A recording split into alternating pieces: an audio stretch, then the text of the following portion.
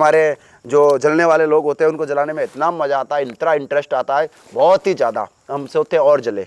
और मैं तो माता जी से बोलता हूँ जलाने वाले को 24 घंटा तैयार रखना। और जो भगत, जो साधक आरती में आते हैं, उन भक्तों की मनोकामना तुरंत और जल्दी हो जाती है। उसके बाद आने से पहले यहाँ पर क्या, सर्वप्रथम एक लाल कपड़े में, काले कपड़े में उनको एक अर्जी बांधनी होती है ताकि उनकी मनोकामना जल्दी सिद्ध हो। खाना रहना बिल्कुल फ्री है, जितना आज देखते हो आप लोग। अभी शनिवार को आप लोग वापस आना, इंटरव्यू वापस लेना जी गुरुजी। सब लोगों का निःशुल्क पर्चा बनता है। हाथी चले बाजार, कुत्ता भौंके हजार। तो दुनिया का काम है भौंकने का, चिल्लाने का। तो दुनिया चिल्लाती है, भौंकती है, कौन क्या बोलता है, कौन क्या बोलता है। अभी हमारा आगामी श्री आपके मीडिया द्वारा बता देते हैं हम, रिपब्लिक हिंदुस्तान टीवी के द्वारा, कि अभी आगामी 2027 में हमारा 51 बेटियों का निःशुल्क विवाह सम्मेलन है। तो मेन लक्ष्य हमारा यही है कि समाज का कार्य हो और हिंदू जितना सोया हुआ है हिंदू जागे, हिंदू अपने आप को पहचाने, हिंदू हमारे मूल सिद्धांतों को पहचाने, हमारे वेदों की ओर लौटे और सब लोगों को जगाना, सब हिंदुओं को जगाने का मेरा लक्ष्य है। जब तक जिंदा, जब तक जगाऊंगा, यही मेरा लक्ष्य है और कोई लक्ष्य नहीं है। अच्छा। देखो आज को युवा पीढ़ी को हम लोग संदेश देना चाहते हैं कि आज की युवा पीढ़ी पूरी नशे में धूत हो रही है। देखो आज भगवान को मानने पे कोई भगवान को नहीं, आज हमारा दरबार लगता है, आप देखिए इंसान समाधान कराने नहीं आता, चमत्कार देखने आता। उसकी गर्लफ्रेंड का नाम बता दो तो इंसान को बहुत मजा आ जाता है। और तेरी तो मेरी गर्लफ्रेंड का नाम बता दिया, उसकी माँ का, उसके बाप का, उसके दादा का नाम बता, उसको मजा आ जाता है। उसकी जन्म तारीख कब पैदा हुआ। रिपब्लिक हिंदुस्तान न्यूज़ टीवी में आपका स्वागत है। हाँ, रिपब्लिक हिंदुस्तान टीवी न्यूज़ वालों को हार्दिक हार्दिक शुभकामनाएं। आपका रिपब्लिक हिंदुस्तान टीवी के ऊपर श्री सिलोरी धाम की कृपाएं बनाए रखे और सभी जो दर्शक आप हम लोगों को देख रहे हैं उन सभी दर्शकों की मनोकामना पूर्ण हो। जी सीताराम। महाराज जी अपने बारे में परिचय दीजिए थोड़ा। हमारे बारे में, हमारा श्री सिलोरी धाम ये राजस्थान के 12 ज़िले में है।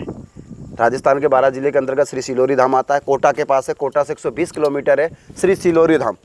और 12 ज़िले के अंतर्गत आता है। 12 ज़िले से 50 किलोमीटर दूर केलवाड़ा सीताबाड़ी कस्बे से 6-7 किलोमीटर दूर श्री सिलोरी धाम है। जो आप लोग पूरा ये जो देख पा रहे हो, ये श्री सिलोरी धाम ही बैठे हो। और क्या पूछना हमारे बारे में? बस काफ़ी है। आपको इस मार्ग पर आने की प्रेरणा किसने दी? इस मार्ग पर आने की प्रेरणा तो हमें सर्वप्रथम माता जी से प्राप्त हुई थी।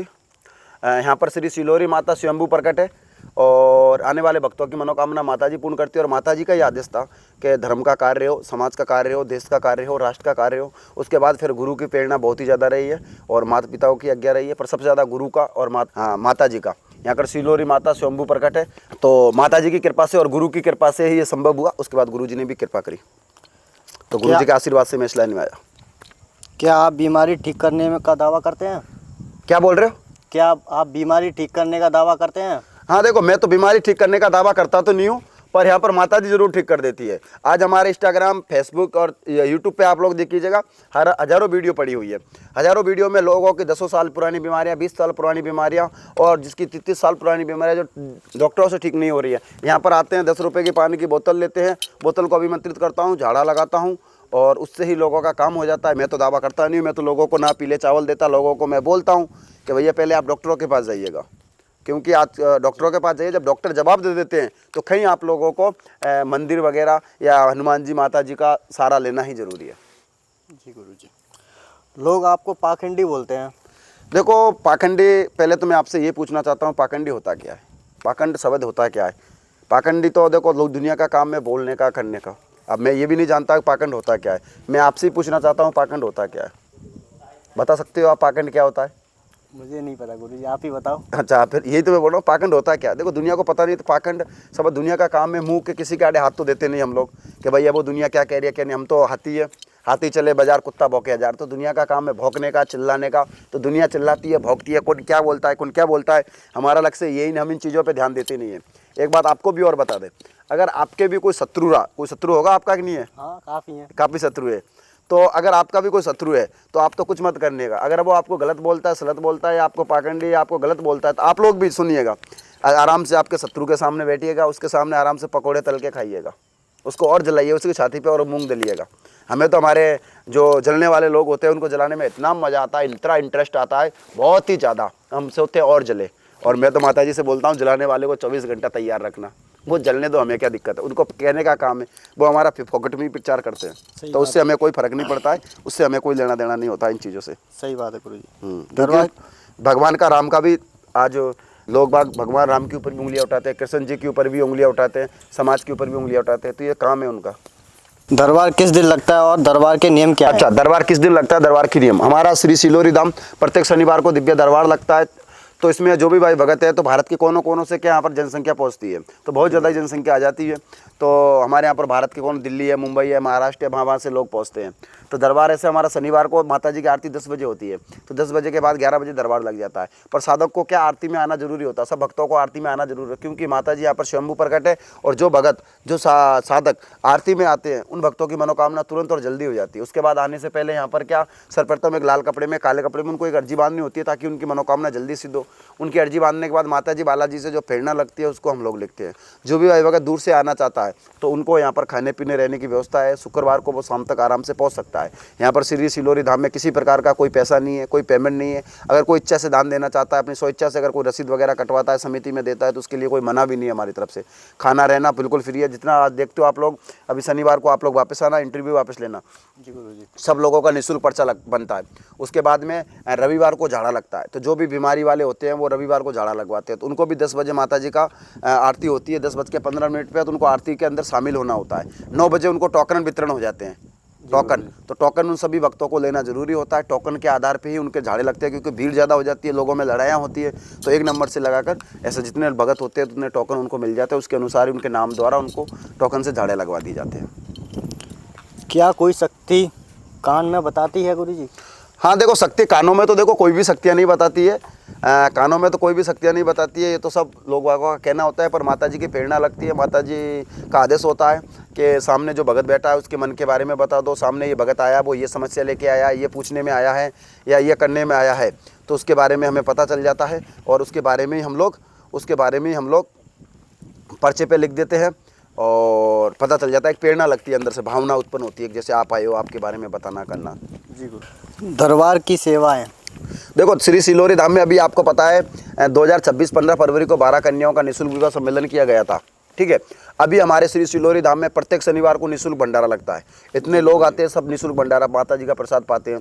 पर्चा बनता है, पूर्णतः निःशुल्क बनता है। रविवार को भी निःशुल्क झाड़ा लगता है, निःशुल्क भंडारा चलता है। रसोई मान पूर्णा की बिल्कुल पूर्णतः निःशुल्क चलती है। खाने पीने रहने की यहाँ पर पूर्णतः व्यवस्था, उसका किसी प्रकार से किसी से कोई सहयोग या कोई कुछ नहीं मांगा जाता है। जो भी इंसान भगत श्रद्धा से देता है, उसी श्रद्धा से हम लोग लेते हैं। अभी हमारा आगामी श्री आपके मीडिया द्वारा बता देते हैं हम, रिपब्लिक हिंदुस्तान टीवी के द्वारा, कि अभी आगामी 2027 में हमारा 51 बेटियों का निःशुल्क विवाह सम्मेलन है। तो वो भी हम लोग श्री सिलोरी धाम की उसमें करते हैं। तो ये सेवा सिलोरी धाम में दी जाती है।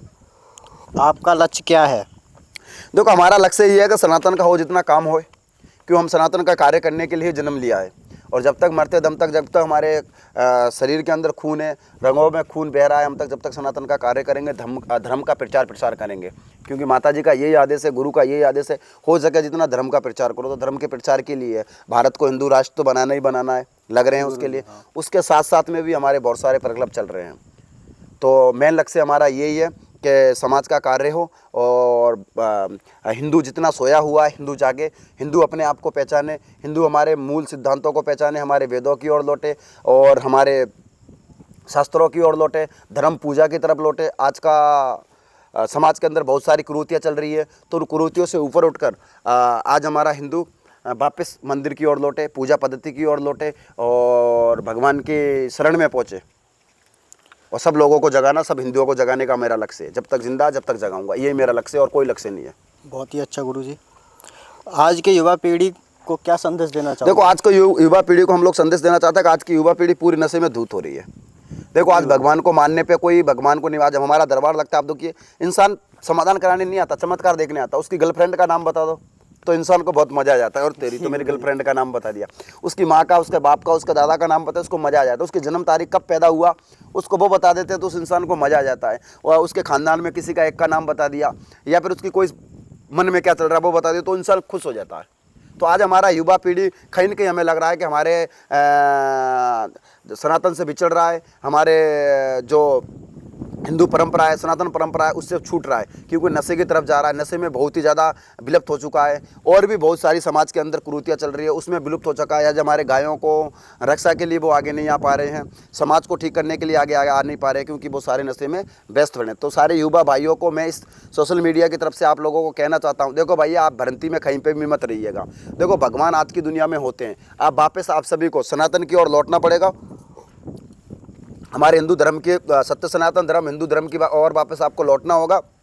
वापस हमारे मंदिर में पूजा पाठ अर्चना आप लोगों को करनी होगी, तभी आपका कार्य संभव हो पाएगा, तभी आप लोग संभव हो पाओगे, अन्यथा आप लोग संभव नहीं हो पाएंगे। क्योंकि आज प्रत्येक इंसान को समस्या है, आज प्रत्येक युवाओं को समस्या है। पता नहीं आज इंसान अपने माँ बापों की पूजा करता नहीं है, पत्नियों के 24 घंटा पैर दबाने में लगा रहेगा, अपनी गर्लफ्रेंडों के पैर दबाने में लगा रहेगा। अगर उसको हम कह देते हैं माँ बापों की सेवा करो तो उसको मौत आती है, उसके बाप की सेवा करने में, कपड़े खरीद के देने में उसको मौत आती है। पर अगर उसको ये बोल दिया कि आज नई गर्लफ्रेंड मिली है, आज कोई पत्नी बना रहे हैं या कोई औरत उसके 24 घंटे हाजी है, उसके नखरे उठाने में मस्त रहता है, और यही हम लोग उसके माँ बापों की सेवा करने के लिए बोलते हैं तो बहुत हज़ारों कोस दूर भागता है। आज कोई महाराज बाबा या साधु उसको किसी कथा में बुलाता है या कुछ अच्छे मार्ग पर लाने की बोलता है तो उसको पाखंड बोला जाता है, उसको भ्रष्टाचारी बोला जाता है, उसको अंधभक्त बोला जाता है। तो ये आज के युवाओं की बहुत ज़्यादा कमी है। तो सभी युवाओं से मेरा सोशल मीडिया की तरफ से अनुरोध है कि आप लोग इन सब चीज़ों को छोड़ो। पहले तो हमारे लिए हमारा देश सर्वोपरि है, हमारा देश से भी ऊपर उठकर अगर आप लोगों को कुछ करना है तो सर्वप्रथम पहले तो आप अपनी सुरक्षा, अपने माँ बापों की सुरक्षा, माँ बापों की सुरक्षा के बाद समाज की सुरक्षा, समाज के बाद में फिर आप देश तक पहुँचिएगा। उसके बीच में भी आप लोगों को मंदिर की पूजा करना है, मंदिर का पाठ करना है, हनुमान जी के दर्शन करने, माता जी के दर्शन करने, इन सभी की पूजा करनी है। नशा आप लोगों को छोड़ना है। जब तक आप नशा नरक का मारा गया, जब तक नशा नहीं छोड़ोगे, इन जो आपके अंदर आदतें बिगड़ी हुई है इन आदतों को नहीं छोड़ोगे, जब तक आपका कार्य होना असंभव है। तो सभी आप लोग इन चीज़ों को छोड़कर धर्म की ओर लौटे और हमारे भगवान को माने, भगवान को गालियाँ ना दे जो राम को गाली देता है। एक बात मैं सभी युवाओं से बोलना चाहता हूँ, आज सोशल मीडिया पर बहुत सारे लोग, बहुत सारे हमारे साधु संतों को, बहुत सारे हमारे महाराजों को उल्टा सुल्टा अपशब्द बोला जाता है। मैं सभी मेरे यूथ जवानों से बोलना चाहता हूँ, सभी मेरे भाई बहनों से मैं बोलना चाहता हूँ, तो मैं आज के युवाओं से कहना चाहता हूँ कि भाई आप सभी पहले तो एक बात ध्यान लगा के सुनिएगा। अगर कोई भी व्यक्ति अगर भारत के अंदर हमारे साधु संतों के ऊपर, हमारे मंदिरों के ऊपर, हमारे देवी देवताओं के ऊपर अगर अपशब्द टिप्पणी करता है तो उसकी जीभ काट डालो। सिर्फ क्यों मैं दुर्गा का भगत हूँ। हमारे भक्तों ने, हमारे भगवानों ने हम लोगों को कमज़ोर रहना नहीं सिखाया है।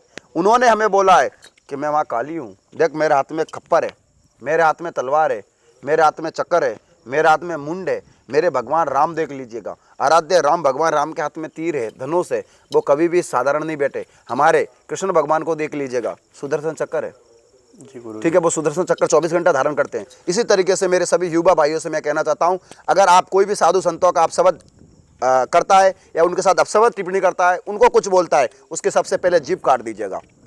क्या अगर यही अगर दूसरे धर्मों के अंदर बात होती है तो सर तन से जुदा के नारे लगने लग जाते हैं। पर आज हमारा हिंदू बस एक दूसरे के साधु संतों की अगर कोई बात कोई दूसरा गलत बोलेगा तो उसकी रील वायरल करने में लगे रहते हैं। ये बहुत ज़्यादा ही उनकी कमी है। उन तो सभी भाइयों से कहना चाहता हूँ कि अगर कोई भी करता है, कानून को एक बार बोल दीजिएगा। अगर कानून बोलती है, कानून सारा लेती है, कानून के ऊपर उसके ऊपर एक बार FIR दर्ज करवा दीजिएगा। अगर कोई भी हमारे साधु संतों को, हमारे महाराजों के ऊपर गलत टिप्पणी करता है उसकी एक बार आपके थाने में जाकर FIR दर्ज करवाइएगा। अगर वो नहीं मानता तो उसकी डांट जीभ काट दीजिएगा, जीभ काट के और चौराहे पर जीभ को रख दीजिएगा। कोई कुछ नहीं बिगड़ने वाला, कुछ नहीं बिगड़ने वाला, क्योंकि साधु संतों का हमने बहुत ही ज़्यादा अपमान सह लिया है। अब हमारा भारत हिंदू राष्ट्र है, अब हम अपमान नहीं सहेंगे, क्योंकि जो साधु संतों के ऊपर उंगली उठाता है उसका खत्म हो जाना चाहिए। क्योंकि भारत हिंदू राष्ट्र है, हिंदुओं का देश है। हिंदुओं के देश में अगर हम लोग साधु संतों का अपमान सुनेंगे, हमारी गायों का अपमान सुनेंगे, और कोई भी आया 2 रुपये का 2 कौड़ी का इंसान हमारे साधु संतों के ऊपर गलत टिप्पणी करके चला जाता है, अपशब्द बोल के चला जाता है,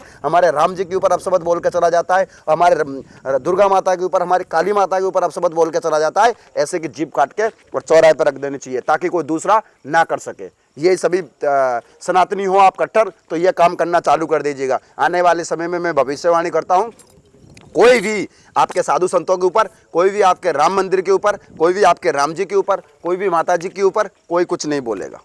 आगे तो ये मेरा निवेदन है कि आप लोग इस बात को गौर से, और जागने की ज़रूरत है। जब तक नहीं जागोगे, सोओगे, जब तक सोते ही रह जाओगे। अब जागने का मौका आ गया। भारत हिंदू राष्ट्र है, हिंदू राष्ट्र में आप लोगों को बोलने का अधिकार है, ठीक है, डरना किसी के बाप से नहीं। बहुत ही अच्छा गुरुजी। तंत्र विद्या क्या है? तंत्र विद्या देखो, तंत्र का आज के युग में अगर आप लोगों को मैं ये समझा दूं, तंत्र प्रत्येक आदमी के पास होनी चाहिए विद्या है। तंत्र कोई किसी के ऊपर गलत नहीं होता, ना कोई किसी के ऊपर गलत करता है। देखो तंत्र होता है हमारी नज़रों के अनुसार भगवान की पूजा करना, भगवान की आराधना करना ही तंत्र है। अगर आप किसी भी देवी देवताओं से आप अपनी इच्छाएं प्रकट करते हो, उससे कुछ मांगते हो या उसके बारे में कुछ लेना चाहते हो, उससे कुछ मांग करना चाहते हो तो वही तंत्र है। किसी का सहारा लेना चाहते हो, देवी से अगर आप चाहते हो कि देवी मुझे बच्चा दे दे, बालाजी हमें बच्चा दे दे, हमारा काम दे दे, धंधा दे दे, तो ये भी आप लोग तंत्र कर रहे हो। तो तंत्र कोई गलत नहीं है, भगवान की भक्ति करना ही तंत्र है। अगर तंत्र गलत होता तो भगवान शिव इसको बनाते नहीं और गुरु गोरखनाथ जी महाराज इसका प्रचार करते नहीं और इसका इतना लंबे समय तक प्रचार प्रसार नहीं होता। ये हमेशा ही सही है और सही राह है। बस गलती ये होती है कि तंत्र गलत लोगों के हाथों में चला जाता है। अगर मान के चलिए एक तलवार है, उस तलवार को मैंने आप लोगों को दी है, अब उस तलवार को आप लोग किसी की रक्षा करते हो तो आप ठीक हो, अगर किसी का बुरा करते हो तो आप गलत हो। तो तलवार का कोई कसूर है क्या? इसी तरीके से शक्तियाँ हैं। आप बालाजी, माताजी, देवी, काली की या किसी देवी देवताओं की शक्ति सिद्ध कर लेते हो। शक्ति सिद्ध करने के बाद में अगर उस शक्ति का आप दुरुपयोग करते हो तो उसमें आपका बुरा है, ना कि किसी गुरु का है। गुरु का काम है आपको सिखाना, ठीक है, और काम है उसका। इसी प्रकार तंत्र लाइन में आप कोई भी शक्ति सिद्ध करने के बाद, जैसे तुलसीदास जी महाराज ने प्रेत सिद्ध किया था, तो प्रेत सिद्ध होने के बाद में वो प्रेत से बहुत सारा कार्य करवाया था। हनुमान जी मिल गए, हनुमान जी से राम जी मिल गए, तो कोई गलत नहीं है। अगर उस प्रेत से अगर किसी का बुरा करना, नुकसान करना, काम धंधे में दिक्कत करना, तंत्र करवाना, उससे किसी का बुरा करवाना या फिर किसी को प्रेत द्वारा किसी को परेशान करवाना, तो ये बुरा है। तो ठीक भाई, तो आप सभी रिपब्लिक हिंदुस्तान टीवी वालों को हार्दिक शुभकामनाएं। बहुत बहुत धन्यवाद गुरुजी आपका।